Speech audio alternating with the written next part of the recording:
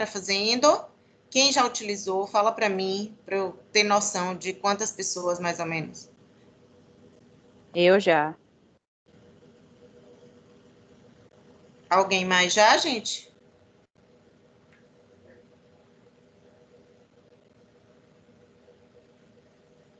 Acredito que não, né? A ausência de resposta Não, significa não?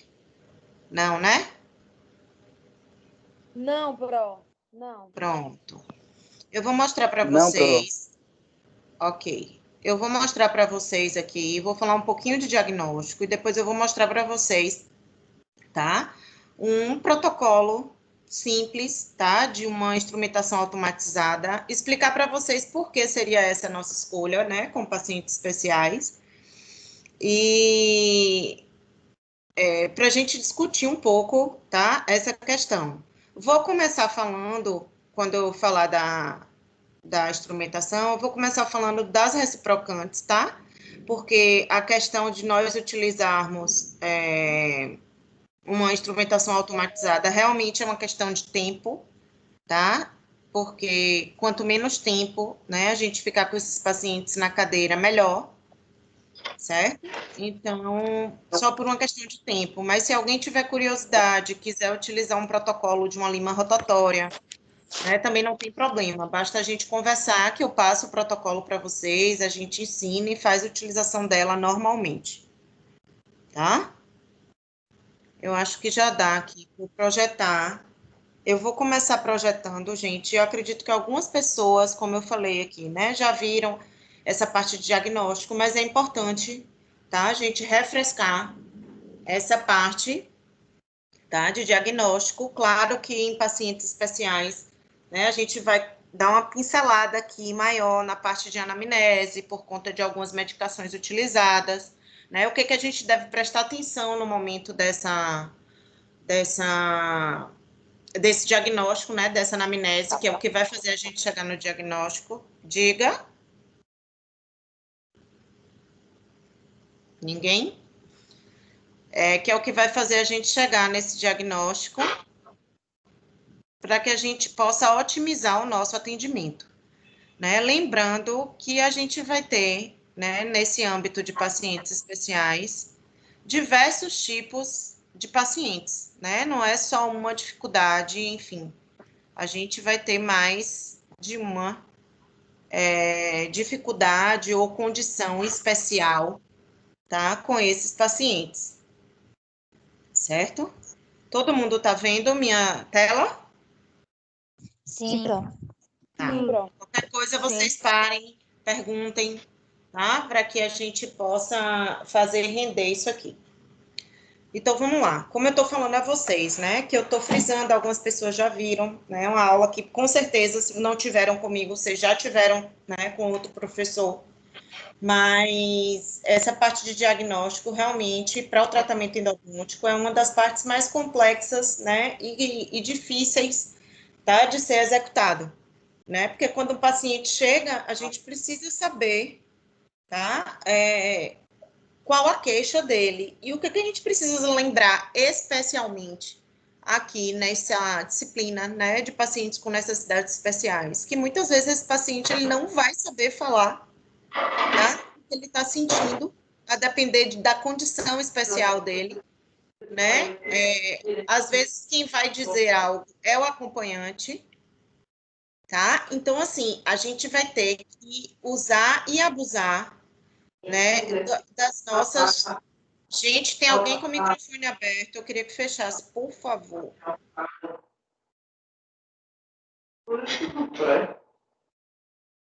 Ativei aqui o mudo de todo mundo, tá? Então, vamos lá. A gente vai ter que ter uma acurácia maior. Oi?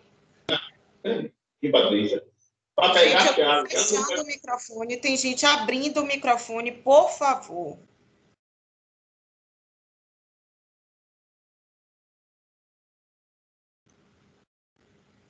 Tá? A gente vai ter uma acurácia maior, tá? Nesse diagnóstico, E ele vai se tornar um pouco mais complicado, porque às vezes esse paciente ele não vai saber relatar, né, para a gente o que ele está sentindo exatamente, certo? E vocês vão ver aqui que eu vou frisar o tempo inteiro que a condição clínica, né, o relato do paciente, né, as características clínicas, né, desse dente vai ser importante para o nosso diagnóstico, né? Não só uma radiografia, um exame radiográfico, que, como eu falo o tempo inteiro, é um exame complementar, vai nos guiar esse diagnóstico.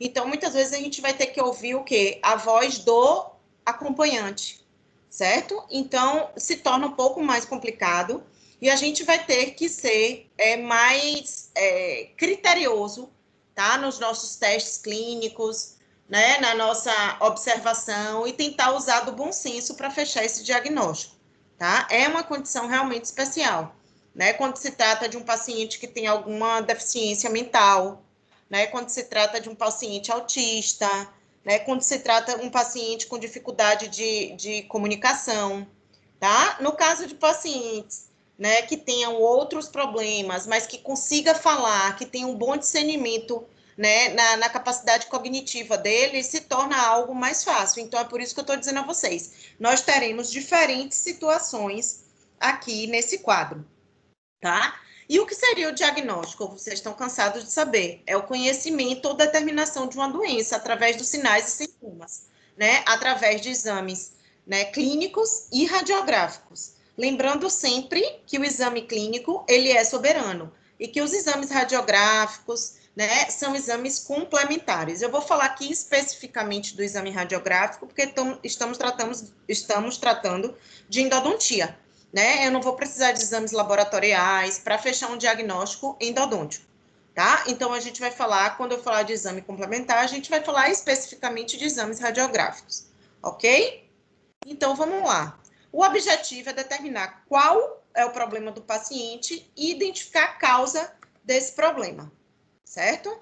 Então, como é que a gente fala isso? O paciente relata, né, ao clínico por que está procurando o tratamento. Lembrando que, frisando que, nesse caso, muitas vezes a gente não vai ter essa etapa, tá? A gente vai ter um interlocutor, né, que seria um acompanhante dizendo que aquele paciente muitas vezes não dorme, né, que aquele paciente acusa que tem algo ali na cavidade bucal que não está, né, bem, mas não vai saber relatar com exatidão, tá? Qual é o caso, né? Qual é a sintomatologia. Então, a gente tem que ser mais paciente, mais criterioso com esse paciente, tá? Então, o clínico, uma vez relatado, vai questionar, vai fazer questionamentos a esse paciente, tá? Para tentar entender o que está conseguindo. Muitas vezes não vamos conseguir essa etapa também, tá? Às vezes, uma etapa de a gente consiga do acompanhante, se esse paciente se queixa mais à noite ou durante o dia, mas quanto à intensidade de dor, a gente tem que lembrar que algumas vezes a gente não vai conseguir colher essa informação, tá? E aí sim entra o que realmente nós podemos fazer, né? Que são os testes clínicos, tá?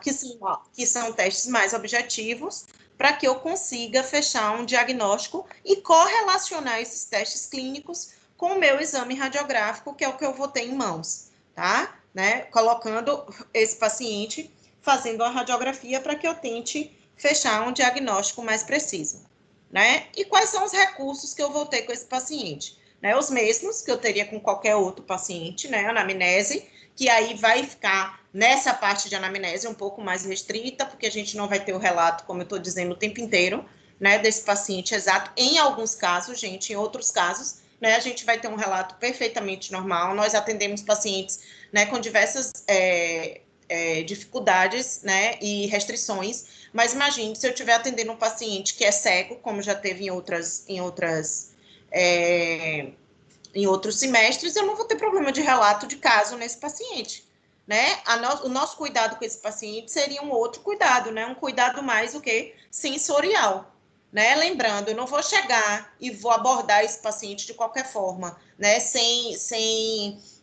Quando eu peço a ele para abrir a boca, eu vou avisá-lo de que eu estou colocando ali um espelho, que eu estou ali com a sonda, que eu vou passar pelo dente, que eu vou colocar um algodão ali. Então, eu vou narrar tá? Para esse paciente, o que eu vou fazer. Porque imagine um paciente que não está enxergando, né? Eu acho que qualquer coisa que a gente faça nesse paciente sem avisar é uma agressão para ele, né? Lembrar que ele tem os outros sentidos mais aguçados. Então, no mínimo, o que a gente tem que fazer é narrar cada passo do nosso tratamento. Mas, quanto ao relato do que ele está sentindo, a gente não vai ter esse comprometimento, certo?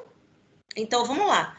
Depois da anamnese, eu vou fazer meu exame extraoral, intraoral, né? E exames complementares, que são, no nosso caso aí, os exames radiográficos, tá? O que a gente tem muito, pessoal, em atendimento, tá? Nessa disciplina, são pacientes com síndrome de Down, tá? Então, vocês vão perceber que são pacientes, né? Alguns colaborativos. Não esperem que a gente vai fazer essa abordagem, né? A endodontia não vai ser a primeira abordagem. Muitas vezes vocês já devem ter visto com o Wildman, né? Que vocês vão precisar de 2, 3 atendimentos, né? Para ganhar esse paciente. Vai ter dias que vocês já com acesso a esse paciente, já com a confiança desse paciente, ele não vai querer ser atendido, ele até chega lá, mas ele não vai querer ser atendido, tá? Então, assim, tudo isso a gente vai ter que ter uma flexibilidade, tá? Com esses pacientes. Então, assim, o tratamento endodôntico aqui, ele vai entrar, a gente vai sim observar, né? Assim que possível a anamnese, às vezes a anamnese também não vai ser o nosso primeiro passo, né? Vai ser realmente você conseguir ganhar esse paciente, colocá-lo na cadeira, até inclinar essa cadeira, tá? Não é um paciente como os outros pacientes. Então, na anamnese, nós vamos sim estar juntos para identificar, né, a necessidade da endodontia, tá? Mas ela vai exigir um planejamento nosso, né? Um dia certinho para que a gente faça o planejamento, né? Para que aquele paciente venha e talvez nesse dia a gente não consiga fazer, né, a endodontia. Então, a gente tem que estar preparado para tudo isso, a depender da necessidade, né, desse paciente.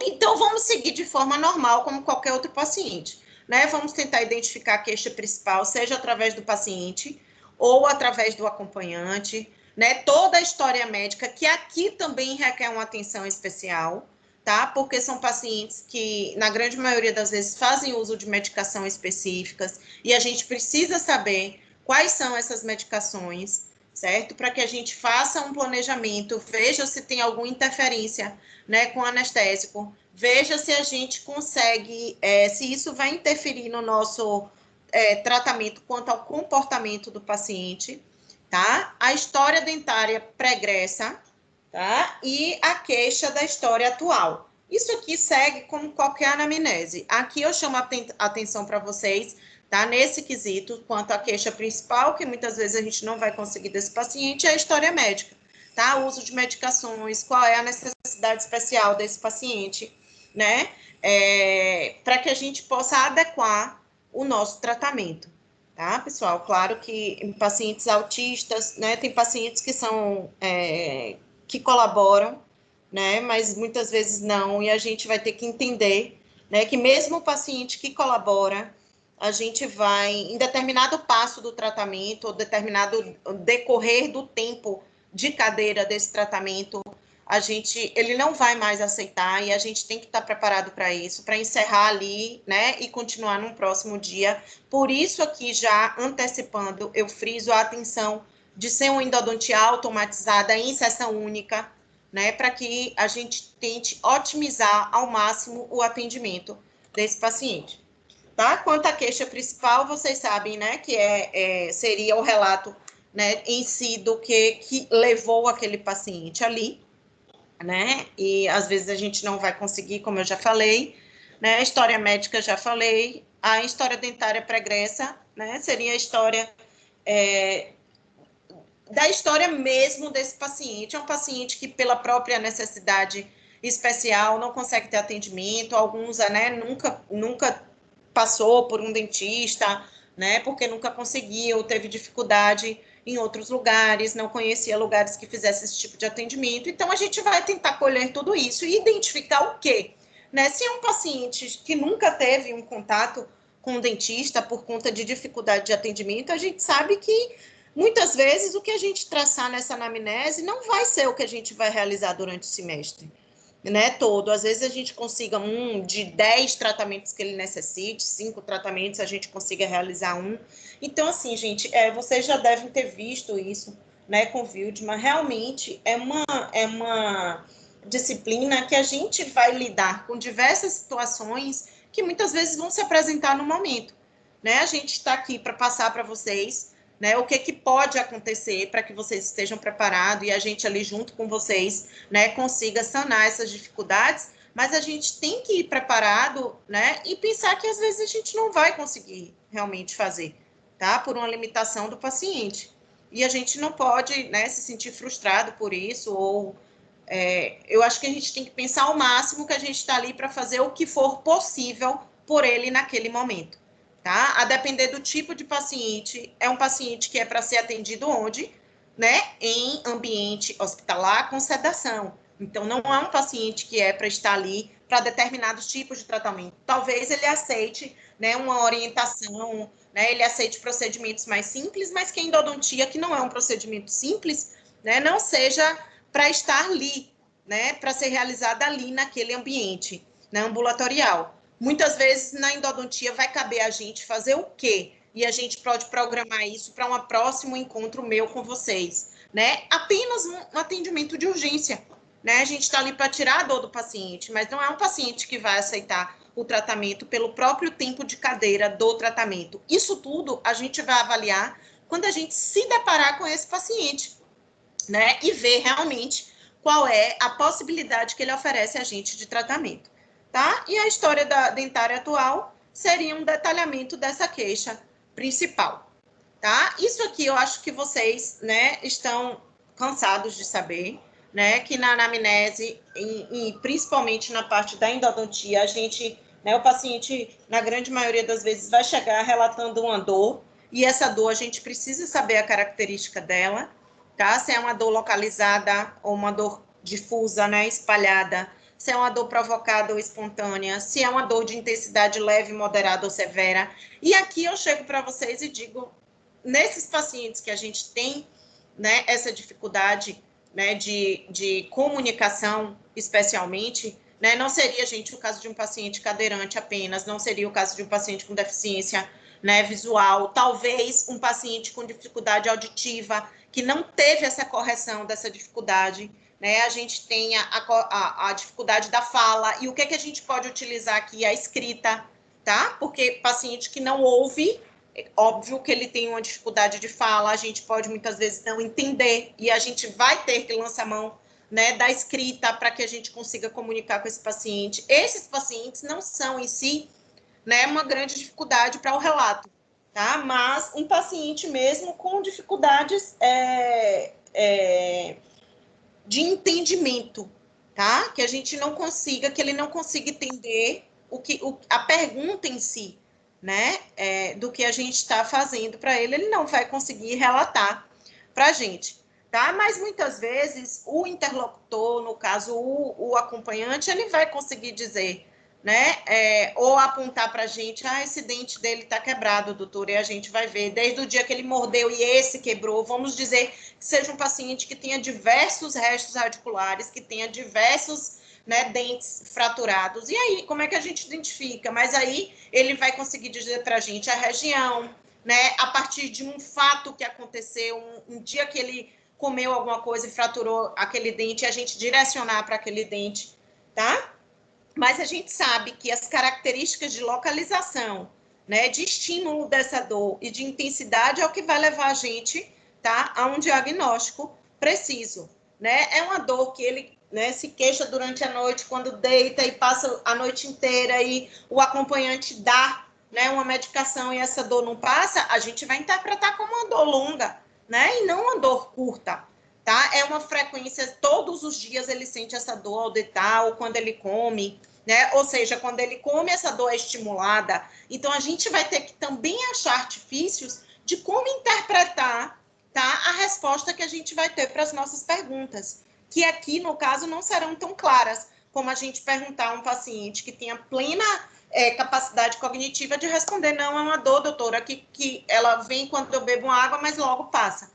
Tá? Então, a gente vai ter que exercitar a nossa capacidade de interpretação para fechar um bom diagnóstico, tá? E a gente já sabe, porque se ela é longa ou curta, se ela é contínua o tempo inteiro ou intermitente, ela vai e volta, né? Quais são os fatores que estimulam? É o calor, é um cafezinho, né? É uma água gelada, é quando mastiga, né? É a postura, ou seja, quando eu estou deitado, quando eu estou sentado, né? Quando eu deito para dormir, essa dor aumenta, ela lateja, né? Então, essas características a gente tem que estar mais atento e ter também criatividade de direcionar essa pergunta, tá? A gente não vai falar quando você muda de postura, não, gente, pelo amor de Deus, né? Quando deita, é quando vai dormir, né? Quando tá deitado, é quando abaixa a cabeça.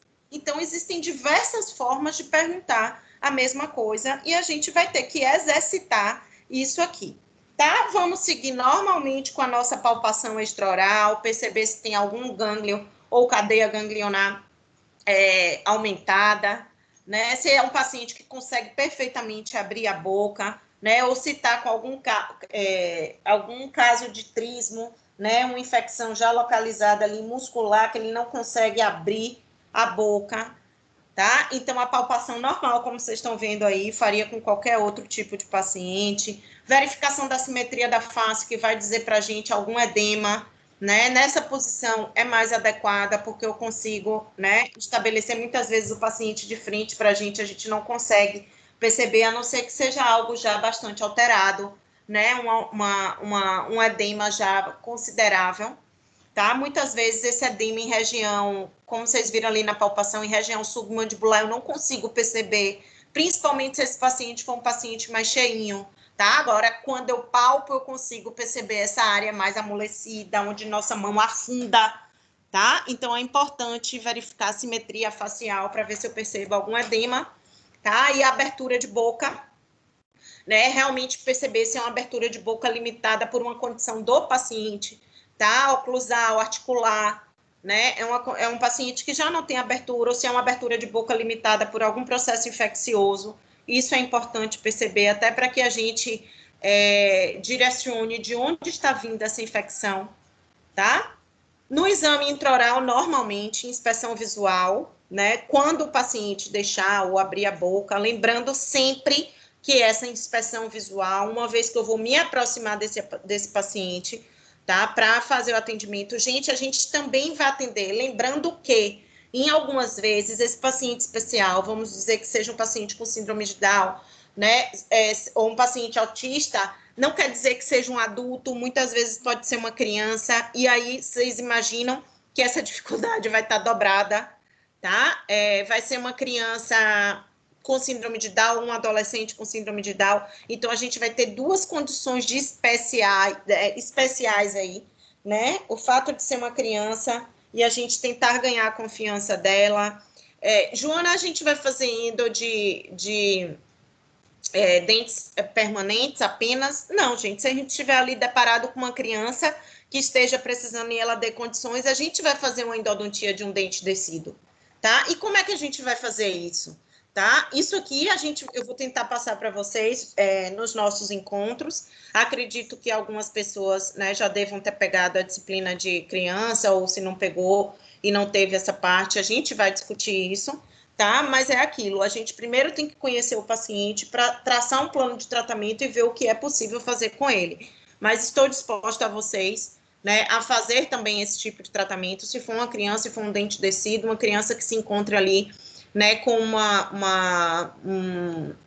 um abscesso, né, e a gente precisar manter esse dente em boca, a gente vai tentar fazer. Se não for possível, pessoal, eu quero que vocês não se assustem, né, e já devem ter visto, né, alguma coisa, a depender do tipo de aula que Wildman já deu a vocês. Vamos colocar que a gente tenha um pré-molar, um molar que precise de endodontia, que seja um dente, né, que esteja ali para fazer uma endodontia, que a gente consiga salvar, mas é um paciente que não permite esse dente, que para a gente seria, né, um tratamento endodôntico claro. Muitas vezes a gente vai precisar indicar uma extração, tá? E aí muita gente fala, não é possível, esse dente dá para fazer? Dá, mas a gente tem que se adequar à realidade do paciente. É um dente que precisa ser reabilitado proteticamente. Pensem comigo, né? E esse paciente não vai ter condição de fazer, é um paciente que não possibilita tantas idas e vindas, tá? Porque um paciente, a gente sabe que para a gente fazer um tratamento, né, uma coroa, né, a gente precisa, a fase do provisório, a gente precisa da fase de prova dessa coroa. Então, assim, gente, é um paciente que é viável fazer isso? Não. Então, não tem por que tratar endodontia. Ou, ao contrário, né, a gente, às vezes, pode tratar essa endodontia dessa unidade e que às vezes precisaria de uma prótese, mas esse paciente não é viável, né? Que ele vai e volte com tanta frequência, a gente vai fazer uma restauração, se possível. Então, assim, o que eu quero que vocês, aqui nessa disciplina, abram a mente de vocês, tá? Porque às vezes nem sempre o possível é o ideal, tá? Então, às vezes a gente vai ter que fazer o possível e não o ideal. Tá claro que não vamos fazer nada errado, tá? Não vamos negligenciar nenhum tipo de passo em protocolos que prejudique o tratamento, mas às vezes a gente vai ter que abrir mão de um tratamento, tá? Em detrimento de um outro tratamento que não seria o ideal, mas é a única coisa que a gente pode fazer naquele momento por aquele paciente, naquele ambiente, tá? Então, assim, a gente tem que fixar muito nisso, porque às vezes vocês se deparam com situações e perguntam muito, né? E fica com muita dúvida, porque não é aquilo que a gente fez em outro paciente. Mas a gente tem que lembrar o tempo todo que a gente não está ali lidando com um paciente usual, tá? É um paciente que tem uma necessidade especial, então tem que ter um olhar especial, tá? Ele vai estar ali sob uma condição especial. Então, lembre, nem sempre a gente vai fazer o ideal. Às vezes a gente vai fazer o que é possível, certo? Então, a gente vai fazer uma inspeção visual normal, tá? Verificar ali. Às vezes, essa inspeção visual, a gente vai levar uma consulta inteira, porque é um paciente que abre a boca, você coloca o espelho, sempre avisando, mostrando a ele, tá? Em caso de pacientes com essa dificuldade de comunicação, de aceitação, tá, gente? Eu tô falando aqui, frisando esses pacientes, porque a gente vai ter pacientes lá, mas que são pacientes que a gente não vai ter dificuldade de atendimento. Então, para esses, eu não preciso dizer a vocês, tá, o que fazer, porque é um paciente que você já sabe o que fazer, tá? Como um paciente normal, um paciente comum, né? Normal não, eu não gosto de falar essa palavra. Um paciente que não tem essa necessidade especial, tá? Então, vamos lá.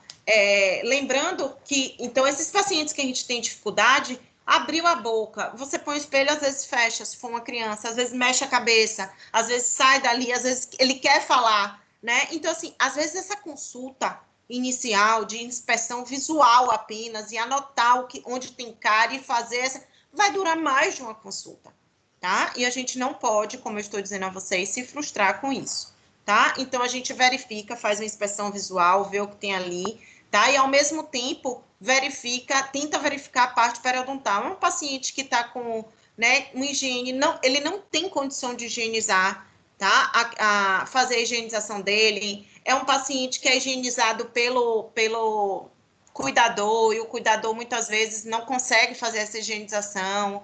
Então, tudo isso a gente tem que observar, incluir no nosso plano de tratamento, que seja uma orientação ao cuidador, né, que seja uma orientação ao paciente. Então, né, sempre na etapa de tratamento, de plano de tratamento, né, a gente primeiro fazer a adequação do meio, para depois partir para os tratamentos mais complexos. Lembrando que isso é excluído no momento em que eu tenho um paciente com dor, né, um paciente que chega ali, que está com muita dor, e essa dor está, como é que eu posso dizer, limitando, tá, a vida desse paciente, como ele não consegue comer, ele não consegue dormir. Então, mesmo que seja um paciente ali que esteja numa condição bucal péssima, a gente vai ter que dar uma atenção especial a essa dor para depois retornar ao início, tá, do nosso plano de tratamento. Por quê? Porque é um paciente que está numa condição especial de uma urgência, tá? É um paciente que tem uma dor limitando, tá, as condições normais de vida dele, seja o sono, seja a alimentação, né? Seja o que for, ela vem antes dessa adequação do meio, tá? Vou fazer, no caso desses dentes, de relato de dor, tá? Uma digitação apical, que seria uma palpação, tá? Em fundo de vestíbulo, do jeito que vocês estão vendo aí na foto, né? Percussão e vertical horizontal, né? Que para mim tanto faz aqui, né? Se eu tiver um paciente com dor, né, real, ou seja, muitas vezes essa dor, a percussão, ela vem de um problema, né, já atingido da região periapical, tá? Mas lembrando que isso é o que a gente tem didaticamente, porque se vocês forem parar para pensar, eu vou ter a percussão, né, positivada quando eu tenho ali um abscesso, quando eu já tenho, né, uma reação periapical, mas quando eu tenho um dente com pulpite, né, irreversível, esse paciente chega urrando de dor por conta de uma pulpite, óbvio que eu não tenho nenhuma alteração ainda periapical, porque eu tenho um dente vivo, porém, experimente bater o espelho num dente que o paciente está com dor de pulpite. É óbvio que eu vou ter uma percussão positiva. E vai ser pelo fato de eu ter uma alteração periapical? Não. Né? Vai ser pelo fato desse paciente já chegar com dor. Tá? Então, a gente vai, inclusive, evitar, tá? Quando a gente, com exame apenas teste de sensibilidade, a gente conseguir identificar que esse paciente, qual é o dente desse paciente, tá? E ele relatar já diretamente qual é o dente, a gente vai evitar essa percussão para que a gente não exacerbe e maltrate ainda mais esse paciente. Tá, gente? Eu, aqui nessa condição, tá aqui mostrando para vocês a percussão com o cabinho do espelho de forma leve, tá? Não é nada abrupto, né? Nem de forma grosseira. A gente vai fazer a nossa percussão normal. Tá? Nos testes térmicos, aqui é o que me preocupa um pouco, né, com pacientes especiais com determinadas dificuldades.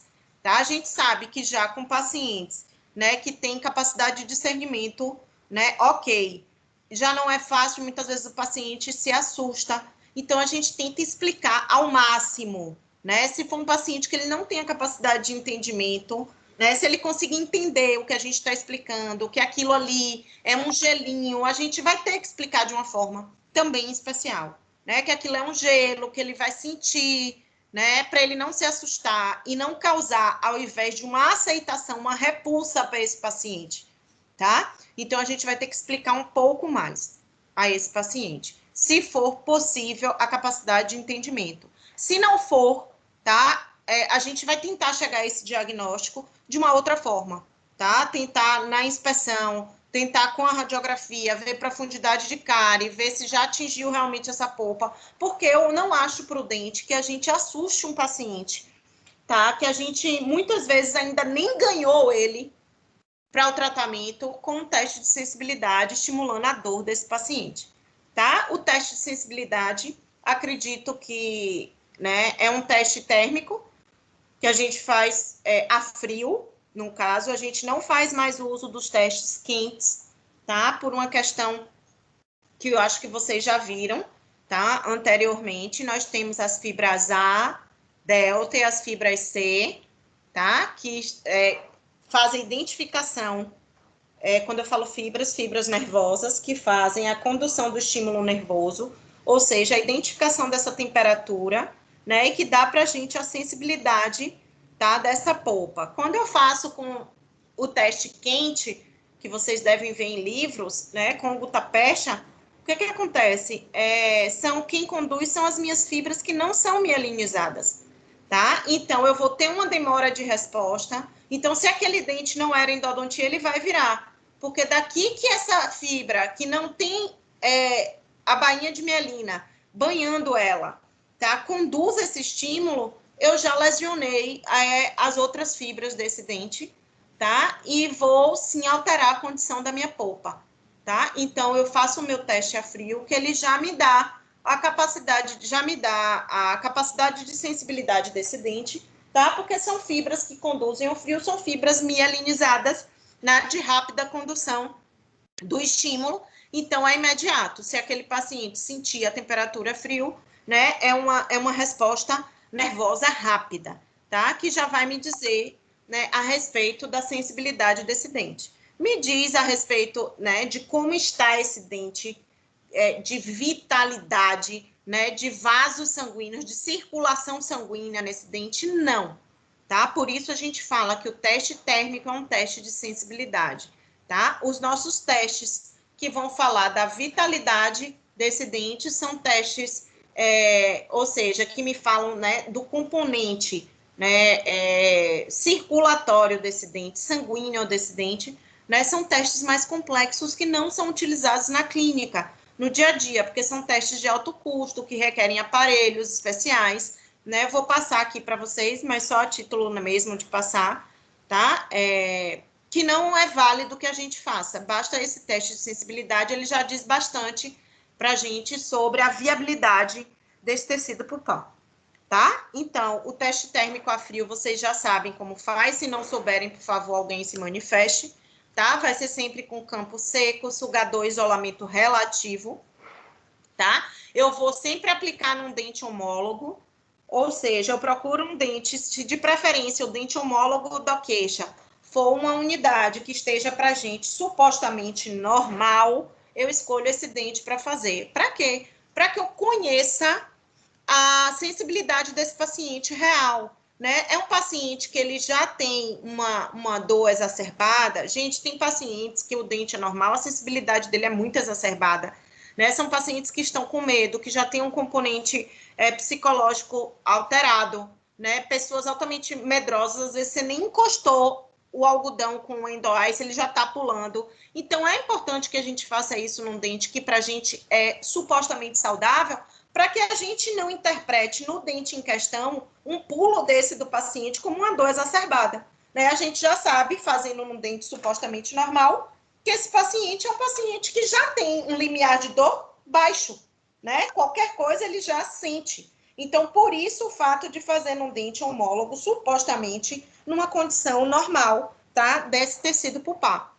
Ele é realizado com spray, né, de gás refrigerante e aplicar sempre próximo ao terço cervical da coroa, tá? Sempre na vestibular, no terço cervical da coroa, com isolamentozinho, né, relativo ali, com um algodão, tá? E seca o dente e faz a aplicação. Lembrando que sempre, né, avisando ao paciente o que vai acontecer. Tá aqui o nosso material de teste, tá? O sugador, o rolinho de algodão, o endoice ou endofrost, o que for, e o nosso kit, um kit clínico é suficiente, tá? Com espelho, já vai estar ali que a gente vai estar fazendo a nossa anamnese, né? O explorador, no caso de endodontia, sempre um explorador reto, lembrando, quando a gente for fazer, né, o tratamento, e uma pinça clínica, onde a gente vai colocar, tá, o gás no algodão e levar ali na cervical do dente do paciente e esperar a resposta do paciente. Acho que também as respostas vocês já devem, né, tá aí em mente, vocês já estão em clínica. Então, o que essas respostas vão me dizer, tá? Gente, lembrando, quando eu puder tê-las. Quando eu não puder, não tenho o que fazer, tá? Eu vou ter que arranjar uma outra forma de fechar esse diagnóstico. Então, um dente normal ou com a pulpite reversível, o paciente vai sentir essa dor e essa dor vai passar rápido, ou seja, é uma resposta normal, tá? Que vai ser a mesma coisa de uma pulpite reversível. Por quê, Joana?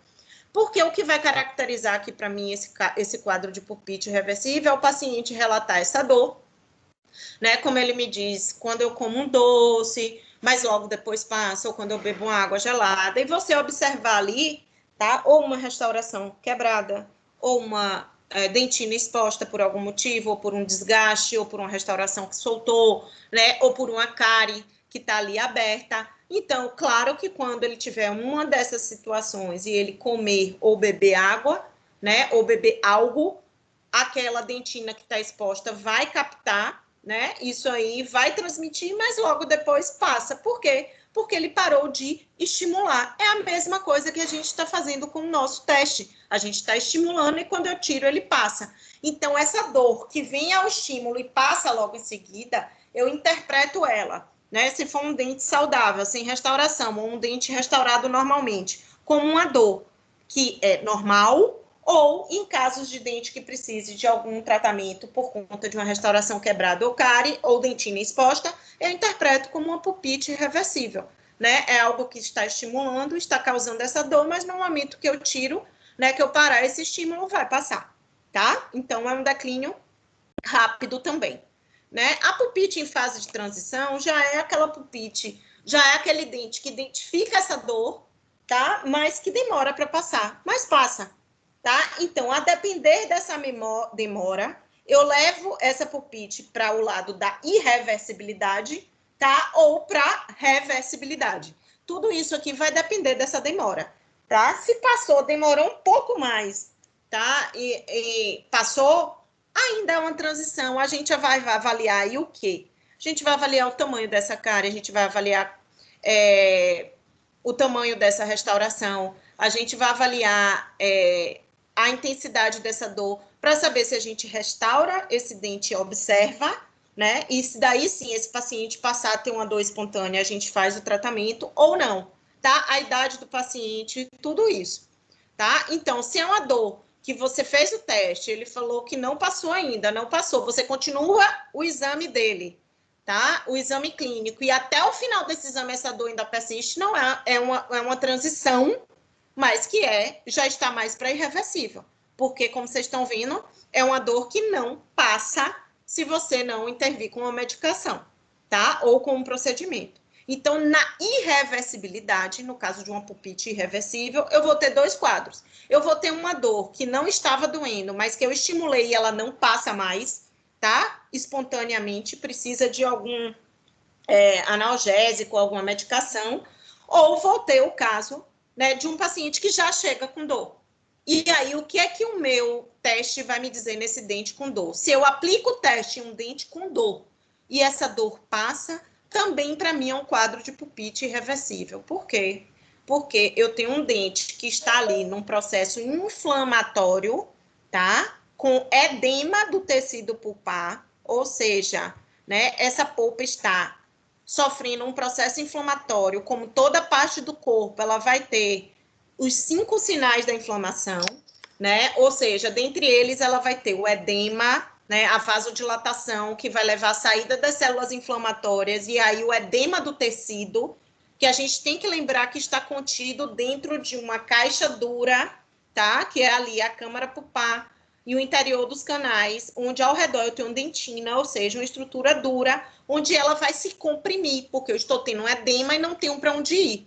Daí eu vou ter aquela sensação de latejamento e vou ter dor. Por quê? Porque eu estou tendo as minhas fibras nervosas ainda sendo comprimidas por esse espaço contido, tá? Então, no momento em que eu aplico o frio, o que acontece? O contrário, uma vasoconstricção, esse tecido que estava edemaciado passa a não estar mais edemaciado e ao alívio da dor, porque eu paro de ter compressão nas minhas fibras nervosas, ok? Então, por isso que dentes com pulpite irreversível, quando eu falo de pulpite, eu tenho certeza que todo mundo entende que eu estou falando de um dente vivo, tá? Por isso eu ainda estou falando de tecido pulpar, tá? Mesmo que edemaciado ainda existente, tá?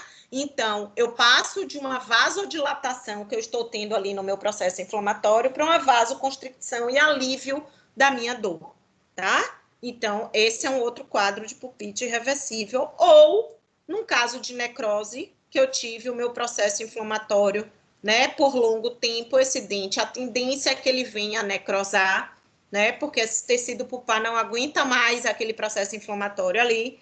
Então, ele perde a sua capacidade de defesa e passa a uma necrose.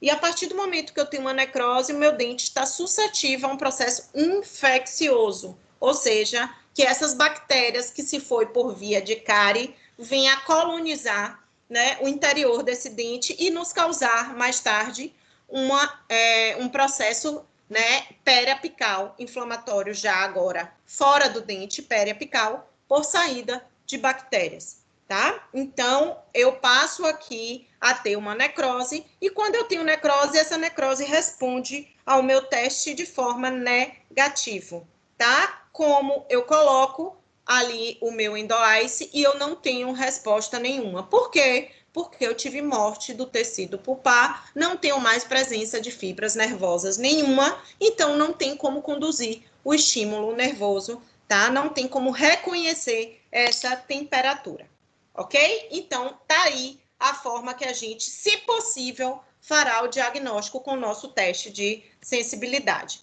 Lembrando que, no caso de pulpite irreversível e necrose, fatalmente eu farei o meu tratamento endodôntico, tá? Não tem outro tratamento.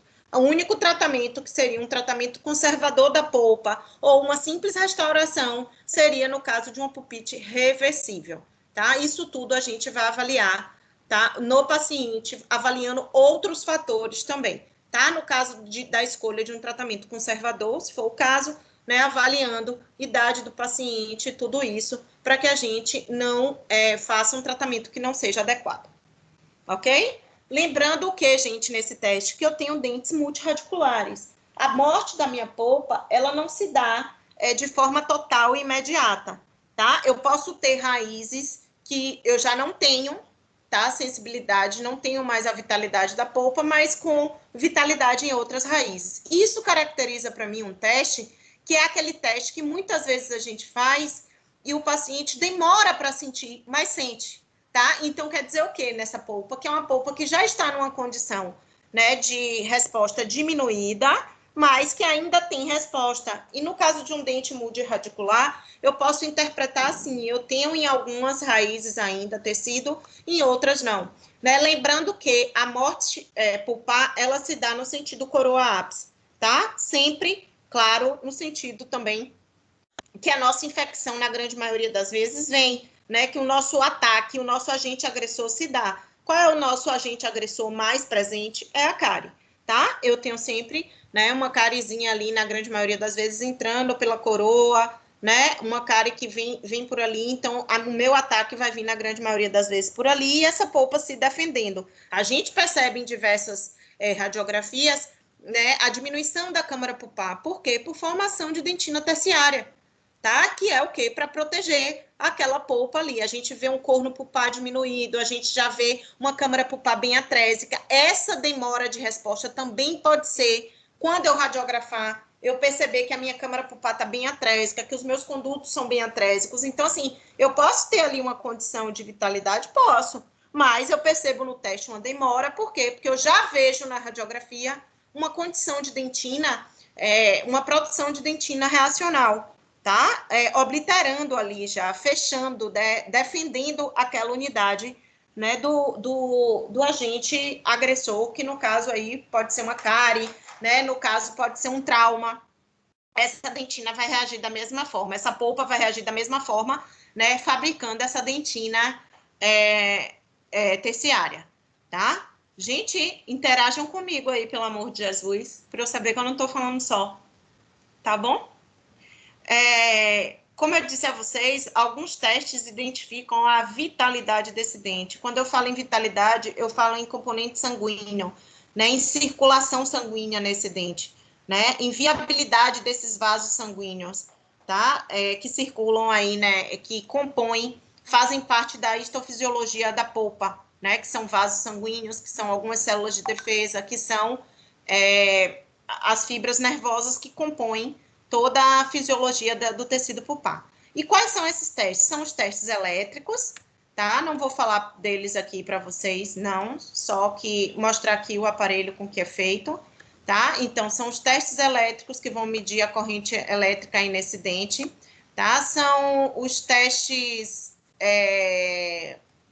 vou passar aqui para vocês, a fluxometria pelo laser Doppler também diz para a gente sobre a vitalidade, como vocês veem, é mais complexo, né? Eu precisaria de uma moldagem para colocar isso aí, ou seja, eu preciso de aparelho, tem um custo elevado, tá? Para eu fazer na clínica, ou um oxímetro de pulso, né? Que assim como mede o fluxo ali, vai medir na minha unidade, que também me tem um custo elevado e uma demora de identificação, tá? Um teste de mordida, que é algo simples para eu identificar, ou um teste de cavidade, tá? Seria um outro teste, não para testar a vitalidade. Aqui já acaba naqueles três, o elétrico, o laser Doppler e o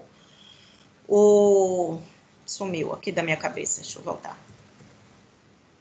O oxímetro de pulso, tá? O teste de cavidade é um teste que a gente não faz mais, gente, que seria numa dificuldade de diagnóstico, eu sair abrindo dente por dente para ver qual o dente em questão, tá? Um teste que a gente pode fazer no caso dessa complicação seria o teste anestésico, acho que vocês já viram, né? Que é no caso de um paciente se queixar de uma dor que ele não sabe se é superior ou inferior, a gente anestesiar uma das duas arcadas, né, ou superior ou inferior primeiro, para ver se essa dor cessa. Que aí a gente já reduz, né, essa hipótese para uma região só, ou superior ou inferior, porque muitas vezes o paciente relata, né, e nesses pacientes especiais ele pode relatar uma dor que seja regional, né, dói o lado esquerdo, sim, mas dói aonde o lado esquerdo, tá? Dói aqui o lado esquerdo, pode ser superior, pode ser inferior, e esses casos que eu tô relatando a vocês, gente, são dentes que muitas vezes a gente não vai observar uma restauração quebrada, a gente não vai observar uma cárie profunda, a gente não vai observar muitas vezes nem uma restauração. Então, a gente pode fazer esse teste anestésico para que a gente, se a gente não conseguiu através do teste térmico, tá, fazer a identificação do nosso diagnóstico. Ou, sempre, no caso de fístulas, a gente vai fazer o rastreamento dessa fístula.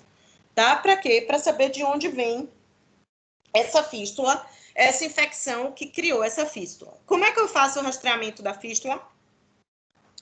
Colocando uma gutapecha, tá, nessa unidade, ou nessa fístula, para que ela me leve para o sítio inicial dessa infecção. Como vocês estão vendo aqui, acho que vocês já viram essa figura, né? Eu podia ser induzida a achar que essa fístula era desse dente pela direção, tá? E no momento que eu coloco, eu vejo que não, que era do dente, né? Aqui onde tinha a presença dessa imagem sugestiva de reabsorção óssea periapical, né? E especialmente essa fístula é dessa unidade aqui. Essa daqui precisaria de um tratamento, sim, né? No caso de uma reabilitação, aqui é uma outra discussão, né? Mas a gente percebe que eu não tenho nenhum tipo de lesão aqui associada a esse dente, né? Apesar de ter esse tratamento endodôntico lindo aí nele, né? Então, vamos lá. Anestesia seletiva é o que eu falei para vocês, seria o teste anestésico, ok? E daí eu vou passar para a minha radiografia intraoral, tá? Quando eu passar para a minha radiografia intraoral, eu vou observar o quê? Tá? Inicialmente, eu vou fazer uma radiografia periapical, tá? Que serve para mim, para quê? Para eu observar coroa e região apical, tá? Mas se eu quiser ver a proximidade de uma cárie, tá? A essa câmara pulpar, eu vou lançar a mão de uma radiografia Bite-Wing, que é essa que me dá uma relação de proximidade mais fiel, tá? Agora, na periapical é para eu ter uma noção geral desse dente, tanto coroa quanto ápice, é onde eu vou observar, tá? A presença de lesões associadas a esse dente, que eu confirmo sempre, tá? Se essa lesão é desse dente através do teste térmico, tá? Porque, Joana, tá associada aqui, esse dente está necrosado. Se eu tenho uma lesão, tá? Muitas vezes eu posso ver, se vocês forem para um livro de patologia, tá? Como o Neville, vocês vão ver que as alterações periapicais, eu tenho lesões que podem fazer diagnóstico diferencial com elas, né? E eu só vou saber através do teste térmico. Eu posso ter um dente com a lesão associada e quando eu fizer o teste, dá positivo. Ou seja, aquele dente, aquela lesão não é de origem endodôntica, tá? Eu tenho que mandar para um patologista para ele verificar o que é, mas eu sei através do meu teste que não é de origem endodôntica. Então, por isso, mesmo eu vindo essa lesão associada, eu sempre vou fazer um teste térmico nessa unidade, tá? Então, aqui eu observo a calcificação dessa câmara pulpar, né? Observo calcificação desse tecido, só consigo ver canal aqui do terço, né? Quase que apical já, e a presença dessa lesão. Ou ainda, no caso de dentes, que eu sei que são dentes multirradiculares, eu utilizar da técnica de Clark, né? Que eu acredito que vocês já estão aí craques e já sabem, tá? Variando a minha posição horizontal, né? Eu vou mésio angular ou disto angular, tá? O meu cabeçote, para que eu faça dissociação das raízes ou dissociação de condutos. Até aí, alguma dúvida, gente? Hein, pessoal? Não? Aqui tá pra gente a tomografia, né, computadorizada, que seria mais um método de auxiliar para diagnóstico. Eu acredito que não seja o nosso caso aqui com esses pacientes, porque imagine um paciente, né, que tem alguma dificuldade né? Claro, com alguns a gente pode até lançar mão, com outros não, né? Porque vai requerer um tempo maior, locomoção, né? Como eu disse a vocês, a gente tem que pensar no que é possível, né? E não no que é ideal aqui, tá? Mas só para completar e falar, o microscópio operatório seria uma outra forma, né, de otimizar esse diagnóstico. Quanto à histofisiologia pulpar, eu já falei para vocês, tá? Que seria essa composição da polpa, né? É um tecido altamente vascularizado, né? Com presença de vasos sanguíneos, fibras nervosas, algumas células específicas de defesa, tá? E é assim que se dá o processo, né, inflamatório. Eu primeiro tenho que ter um estímulo nocivo, daí eu tenho liberação de mediadores químicos para ter a vasodilatação, aumento da permeabilidade vascular, para quê? Para que eu tenha a saída, tá, dessas células de defesa do interior desses vasos.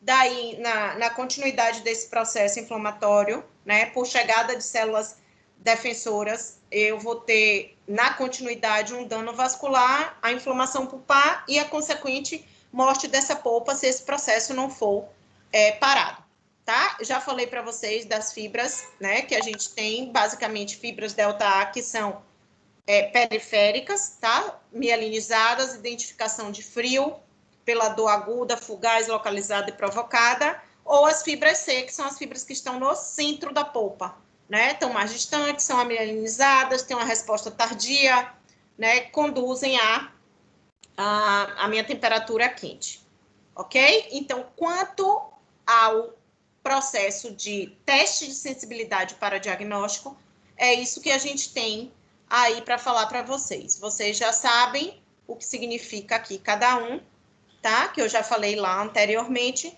mas quero mostrar para vocês aqui um pouco da instrumentação, tá? Que é aí que eu venho. Uma vez identificado esse dente, né, em questão para tratamento, a gente vai passar para o tratamento e o nosso tratamento de escolha vai ser um tratamento automatizado, tá? Com uso de motor, né, com uso de localizador apical. Imagine a gente com um paciente com dificuldade de locomoção, com dificuldade cognitiva, de entendimento, né, motora, o que for, a gente precisar ficar levantando para fazer uma odontometria. Então, a gente vai fazer uso, tá, do localizador apical que tem na faculdade. O que eu preciso de vocês, se quem não tiver, né, vai providenciar, é a alça labial, tá? Que é um ganchinho que a gente utiliza no localizador, custa R$20, né? Se a gente planejar direitinho essa endodontia, eu passo para vocês o número, vocês compram, tá? Essa alça labial, porque a gente vai fazer uma odontometria também com o uso do localizador, e daí vamos passar, né, a fazer a endodontia com o uso dos motores, tá? Que a faculdade também disponibiliza, e a gente planejando direitinho, eu também disponibilizo a vocês, né, qual a lima que a gente vai utilizar para que vocês adquiram, tá? Mas falando aqui, sim, Joana, entre rotatório e reciprocante. Eu ainda coloco o reciprocante por ser um sistema de lima única, tá? Então, a gente reduzindo a lima, a gente reduz o tempo, tá? Então, em vez de eu utilizar um protocolo de rotatório que é com mais lima, né? É um protocolo com um número maior de limas, a gente pode fazer uso de um protocolo com reciprocante. Joana, eu tenho um jogo rotatório, não quero gastar. Posso fazer? Pode fazer. A gente tenta traçar um protocolo dentro do que você tem, que a gente consiga otimizar esse tratamento, tá? Mas qual é a vantagem da técnica reciprocante? O uso de número reduzido de instrumentos, tá? Baixo custo, porque eu vou estar comprando uma lima. Geralmente, os sistemas rotatórios são mais caros, tá? A redução da fadiga do instrumento, porque, como eu disse a vocês, se é de uso único, esse instrumento vai estar zerado, novo, eu não vou utilizar mais de uma vez, tá? E a eliminação de contaminação cruzada pelo uso de um único instrumento, tá? Eu não vou ficar pegando, colocando ali mais instrumentos. Mas isso aqui é de menor importância, tá? Então, assim, eu passo direitinho para vocês o nome, tá? Do instrumento, dou mais de uma opção, óbvio. A gente hoje tem no mercado diversos instrumentos reciprocantes, diversas marcas, tá? A gente pode adequar o que vocês podem utilizar, tá? Tá aqui, é uma lima de uso único, tá? Quer dizer que eu vou usar ela é lima única de uso único, mas a gente vai precisar de algumas limas manuais até para o protocolo que a gente utiliza, tá? Para poupar um pouco mais essa lima, e nesses casos até dá para vocês utilizarem mais de uma vez, certo? Porque se a gente Prof, fizer tá o uso de... cortando. Tá cortando? Sim, Oi? pelo menos aqui tá. Alguém mais? Não, aqui não. Então, como eu disse, eu vou só repetir, tá? É um sistema de lima única e que pelo fabricante também de uso único, tá? É uma lima que foi feita para usar só uma vez, já que ela é única, ou seja, num sistema onde eu tenho diversas limas trabalhando, eu vou ter só uma, então óbvio que eu vou forçá-la mais. Então, por isso, a empresa preconiza que ela seja de uso único, tá? Mas no nosso protocolo, a gente vai associar limas manuais, algumas limas manuais, para que a gente consiga até reutilizar essa lima, certo? Aqui eu só estou colocando para vocês, porque é uma aula, né, longa sobre os sistemas reciprocantes, os sistemas rotatórios. Isso aqui não vem muito ao caso neste momento, tá? Mas é a forma de dois sistemas, tanto a Wave One quanto o Reciproc, né, de rotação. Ela gira, como o próprio nome diz, recíproca, ou seja, ela vai e volta, né? Ela não gira 360, ela não rotaciona num só sentido, ela corta no sentido, né, anti-horário, ou seja, ela corta 150, folga 30, corta 150, folga 30, ou corta 170, folga 50. Essa folga, gente, do sistema reciprocante é exatamente vocês pensarem da seguinte forma: quando ele iria ali, né, num ponto de fadiga, de corte, para uma possibilidade de fratura, ele rotaciona ao contrário para liberar aquela dentina cortada e diminuir aí a possibilidade de fratura do instrumento, tá? Então, eu vou ter uma volta completa, óbvio, depois de 3 ciclos reciprocantes, bastam você somar 150 menos 30, 120, para eu chegar em 360, eu preciso fazer 120 3 vezes, tá? A outra mesma coisa. 150, folgo 50, eu tenho 120, eu preciso de 3 ciclos de 120 para ter uma volta completa, tá? Então, é feita com uma liga diferenciada, né? Uma liga com tratamento, uma liga M-Wire, que também não vem aqui uma consideração, mas só para vocês saberem a característica, é uma liga mais flexível, tá? Que é 4 vezes mais resistente à fadiga. Então, realmente é uma lima com a possibilidade de fratura menor, né, comparada aos sistemas rotatórios. Então, vem aí mais um motivo da gente fazer essa utilização nesses pacientes. Imagine eu tratando o dente, fraturar uma lima num paciente especial, já com toda a dificuldade, né, e é provável que isso aconteça, porque imagine você tá tratando esse paciente, né, esse paciente de repente fechar a boca abruptamente, a gente tem essa possibilidade, né, de fratura, tá? Então, a gente vai, já alerta aí para o uso de um mordedor, um abridor de boca, tá? Então, assim, a gente tem que buscar um instrumento mais seguro, que otimize o nosso tempo, e por isso eu estou falando aqui e justificando o uso, tá? Obrigatoriamente de um sistema reciprocante, de um sistema automatizado, não necessariamente reciprocante, mas colocando para vocês aqui, né, as vantagens desse sistema para o tipo de atendimento que a gente vai fazer, ok? Então, eu vou ter diversas marcas, eu vou ter a Wave One, que é do sistema da Dentsply Malefé, eu vou ter, né, o próprio Reciproc, mas o que eu quero que vocês vejam é esse quadrinho aqui, tá? Que vai servir para a gente em qualquer sistema que a gente utilize. Então, qual vai ser, mais ou menos, óbvio, gente, que no planejamento a gente vai passar, a gente vai traçar esse protocolo de forma mais bem elaborada, tá? Vendo, é um dente atrésico, é um dente que está amplo, é um dente que tem uma curvatura, para a gente traçar melhor o nosso protocolo, mas de forma geral, tá? A gente vai em mãos o raio-x pré-operatório, tá? Eu vou fazer o meu acesso normal, acessei, né? Nesse período de pandemia, não sei se vocês já viram em outras aulas, mas antes a gente acessava, tirava a cárie, acessava, né? E uma vez dentro da câmara pulpar, a gente isolava para dar a forma de contorno ou conveniência. Só que agora a gente não faz mais assim. A gente já isola o paciente e já abre o paciente isolado. Então, redobro a atenção, chamo a atenção de vocês para redobrar o cuidado, porque a partir do momento que eu tenho um dente isolado, eu perco referência de inclinação desse dente, posição desse dente, para fazer um acesso endodôntico, tá? Então, eu tenho que ter um pouco mais de cuidado para fazer esse acesso, porque eu estou com o dente isolado. Então, eu perco a referência dos dentes laterais, né? Eu já tenho que observar se esse dente é um dente que está girovertido, é um dente que está inclinado um pouco mais para um lado para o outro, para que eu consiga fazer o meu acesso sem nenhum tipo de acidente, tá? Então, acesso normal, dou forma de conveniência normal, ou seja, acesso com minha broca esférica diamantada, dou minha forma de contorno com minha broca de ponta cega em Endoseu ou 3082, e daí sim eu vou fazer a exploração do meu canal, tá? Então, como é que eu escolho, vou fazer esse quadro aqui, é para você escolher se você vai usar uma lima reciprocante 25, que é a nossa lima padrão, tá? Uma lima diminuída, que é uma 21, ou uma lima mais larga, uma lima 40, né? Então, assim, pela própria radiografia, a gente já pode ver. Se eu for tratar um incisivo central, né?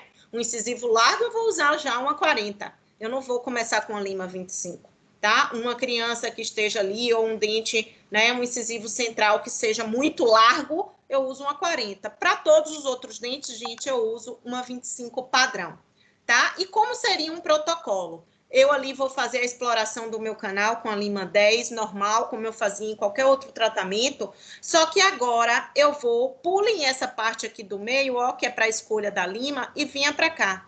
Eu vou trabalhar primeiro no terço cervical e médio. Lembra que a gente, no manual, fazia isso com as gates? Aqui a gente vai fazer com a própria lima reciprocante, tá? Eu vou pegar essa lima, medir esse dente, trabalhar, medir a radiografia de diagnóstico e vou trabalhar no meu terço médio cervical, tá? Como pincelando essa lima, tá? Contra as paredes do meu dente, eu vou tentar chegar ali até o meu terço médio, pincelando essa lima, alargando com ela própria, tá? Aí eu vou criar uma via de acesso para fazer o meu glide path. O que seria um glide path? É criar um caminho, tá? Até o ápice. E como eu crio esse caminho? Lembrando sempre que, como um tratamento convencional, eu vou pincelar minha lima, sempre com meu dente inundado, em hipoclorito, tá? Eu vou irrigando, alargando, irrigando, alargando, alarguei até o terço médio, vou pegar e vou fazer o meu glide path, ou seja, o meu caminho, tá? Como é que eu faço isso? Eu pego limas manuais 10 e 15 e vou tentando, né, fazer o meu caminho ali, né, vendo se é viável. Eu ainda não tenho aliás, aqui eu já fiz a minha odontometria, depois que eu pré-alargo, eu faço a minha odontometria com o meu localizador apical, sei o tamanho, vou com as minhas limas 10 e 15 fazer o meu glide path, que é abrir esse caminho para essa lima retornar mais tarde. Então, eu abro com a 10 até o comprimento de trabalho, abro com a 15 até o comprimento de trabalho, e daí vou com a minha lima, com essa mesma lima que eu alarguei, eu vou, só que agora não só até o terço médio, eu vou até o terço apical, tá? Devagarzinho com ela, pincelando, um movimento de entrada e saída. A cada 3 entradas, eu tiro, limpo a minha lima, irrigo, entro de novo, até chegar no meu comprimento de trabalho, que com as nossas limas automatizadas é o 0, tá? Eu vou trabalhar no 0. Eu não trabalho no -1, eu não trabalho no -2, eu não trabalho no +1, eu trabalho no 0, tá? Então, uma vez que eu chegue com essa lima até o comprimento de trabalho, como é uma lima que está aqui para vocês, uma lima 25, eu nunca devo acabar um tratamento endodôntico numa lima 25, porque a literatura me diz, os trabalhos científicos me dizem que, em média, eu tenho os meus forames medindo 0,2, tá? De origem, ou seja, se eu limpar 0,25, eu não estou limpando quase nada, tá? Ou nada, né? No caso de um incisivo, com certeza nada, porque eu não tenho um protocolo, um forame padrão de 0,2, eu já tenho ele maior. Distal de molar, maior, né? Talvez eu tenha em média, mesial de molar, alguns pré-molares, o 0,2. Então, eu amplio aí até uns 35, 40, tá? A depender da anatomia desse dente, que a gente pode observar na radiografia, enfim, e definir isso. Essa lima 35 ou 40, ela pode ser uma outra lima automatizada do sistema rotatório que vocês tenham, tá? Que vocês tenham comprado já. Pode ser uma lima manual? Pode, tá? Porque eu já tenho aqui a minha largura definida pelo meu taper da minha lima reciprocante, que é 0,8, então já está bastante largo, bastante cônico, e tem uma ponta 25. Então, eu só preciso aqui trabalhar a ponta. Eu não preciso mais trabalhar largura, porque eu já tenho um dente bastante largo, né? O 0,8 aí indica para mim a conicidade da minha lima, tá? O meu taper, tá? O quanto a minha lima cresce a cada milímetro que ela sobe em direção ao cabo, tá? Então, eu tenho a minha ponta 25 e a minha conicidade 0,8, ou seja, é uma conicidade bastante grande. Lembrando que a conicidade das minhas limas, tá? Manuais são 0,2, tá? Então, você imagina que eu tenho numa lima manual 0,2, eu vou entrar num preparo que já está 0,8, eu não preciso me preocupar, tá? Com essa largura. Eu já tenho 0,8 de largura, eu me preocupo só com a ponta, eu preciso ampliar essa ponta para que eu garanta a limpeza dessa região. Então, aqui eu vou levar até um 35, 40 padrão, tá? Para dentes com padrões normais. Claro que em casos de dentes com ápice aberto ou incisivos centrais superiores, a gente vai ampliar isso mais, tá? A ponta. Então, pode ser feito com outras limas rotatórias que vocês tiverem, número 30, 35, 40, né, 50, ou com limas manuais só para finalizar. Eu escolho qual vai ser minha lima, uma 35 a 40, passo ela e o tratamento está finalizado. Eu vou partir para o meu prova do cone, obturação, que é tudo padrão, normal, como feito em outros tratamentos. Claro que aqui a gente tentar fazer isso com uma obturação, né, termoplastificada, uma obturação, um método híbrido aí, ou, né, uma Max Paden, tá? A gente não vai fazer condensação lateral, porque a gente precisa, lembrem sempre, de quê? De tempo, de ganhar tempo, tá? Então, a gente vai utilizar de sistemas automatizados, tentar otimizar também na obturação, porque é um paciente que eu necessito ganhar tempo. É para correr, para fazer correndo, de qualquer forma, não, tá? Eu já fiz as minhas escolhas, eu já avancei o meu tratamento para um tratamento mais automatizado possível para que eu consiga otimizar o tempo desse paciente, ok? Tá aqui os motores, isso aqui não interessa porque é uma aula de sistemas. A gente pode ter também aqui a Reciproc, tá? Que tá em a numeração, vocês podem comprar ela individual.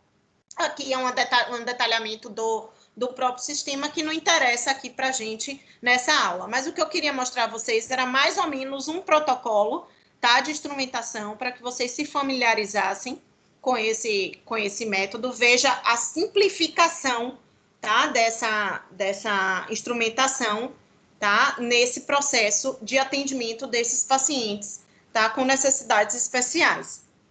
Eu queria saber de vocês se vocês têm alguma dúvida que eu possa tirar neste momento, tá? Em relação ao atendimento do paciente. Por favor, se manifestem.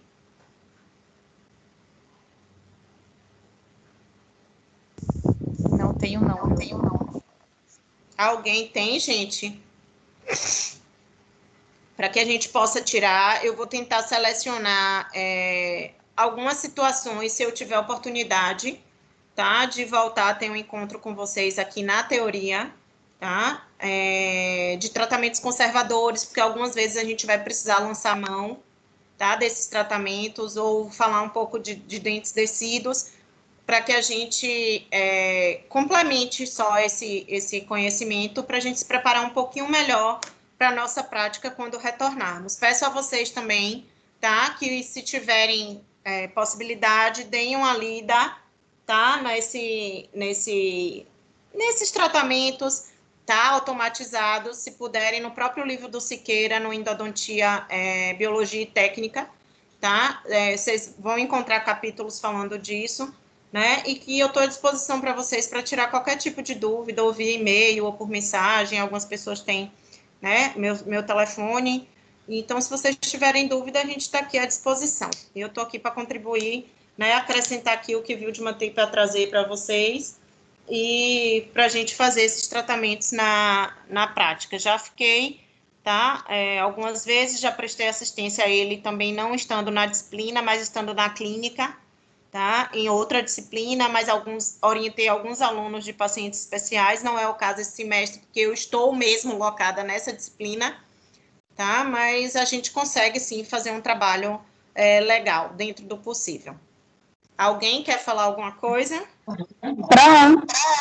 Oi. Quando a gente recebe um paciente que não tem condições de prosseguir com atendimento ambulatorial, nós temos algum lugar específico para direcionar? A depender de qual seja a necessidade dele, ele precisa de internação mesmo, hospitalar.